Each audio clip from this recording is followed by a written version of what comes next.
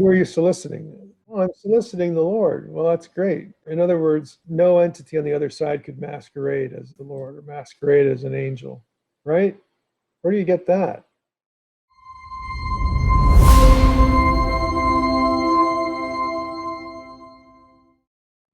You once mentions here that one could train to learn how to become a prophet in the Old Testament.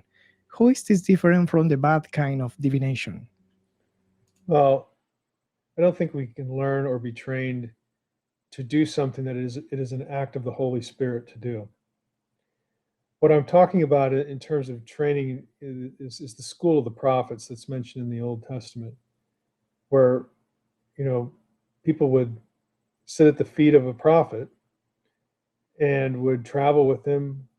I think ostensibly record what was said, learn again how to preach, maybe learn how to do public speaking, learn how to preach to people. They would certainly learn more of the covenant. They would learn more of Torah, from the prophets, so on and so forth. So that stuff you can learn and be trained for. But if the Spirit of God has to be empowering the prophet, that's up to the Spirit of God. You don't learn, some buzzword or some incantation that makes the Spirit of God fall upon you, and now you can prophesy.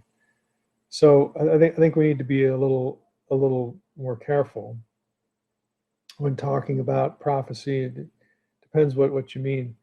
How is it different from the bad kind of divination? Well, it would be wrong. The bad kind of divination is seeking knowledge from, quote, the other side, seeking knowledge from the spiritual world. And those who today would claim to be learning to be prophets or being trained to be prophets, they're being trained to seek God. Okay, as much as I disagree with the idea, again, because the Spirit of God is going to do what he wants to do. The Spirit of God isn't waiting for you to take a class or a degree to use you as a prophet if that's what he wants to do. He's just going to give you revelation. That's the way it happened in the New Testament. That's the way I would expect it would happen at any point. But the people today who are taught, again, I'm thinking of like the NAR situation and the Bethel School of Ministry, that kind of thing. They're not taught to seek revelation from just anybody on the other side. They're being taught to seek the Lord or to seek God, seek God's revelation, or maybe even an angel. I mean, that which is dangerous. We don't have any precedent for that in the Bible. Go and solicit an angel for information. But they certainly aren't thinking that we want to tap into the other side no matter what's over there and get information. Okay, that would be your classic condemned divination, that you're consulting the dead or you're consulting evil spirits, again, that are part of the spiritual world. I do think that the Bethel crowd does transgress here a little bit with, I'm trying to remember the term they use, but basically laying on people's graves, to soak something up. To me, that gets very close to necromancy and just outlawed forms of divination. Grave, what is it, the term they use? Grave sucking. Oh yeah, such an elegant term. There is actually a tradition in rabbinic Judaism when some people go to the graves of rabbis and do something similar. I think you're getting pretty close to necromancy there, and that should definitely be avoided. Because you don't know who you are talking to. Right. Who are you soliciting?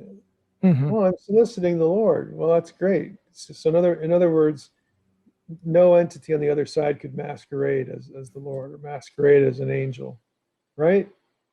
Where do you get that? Again, where are the examples in the New Testament of the gifts being taught or dealt with in this way? They're not. The gifts were transmitted through the apostolic laying on of hands. It's not that complicated.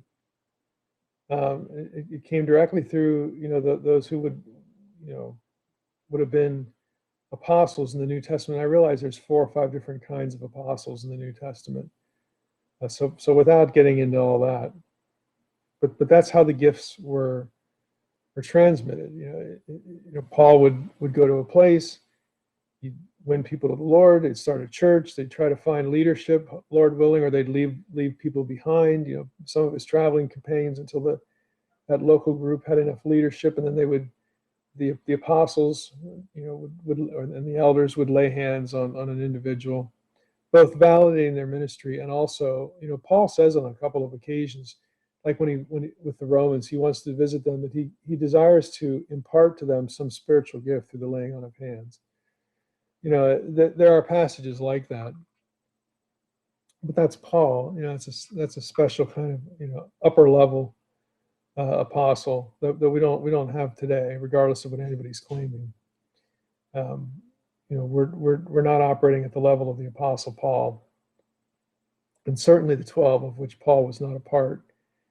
That sort of thing.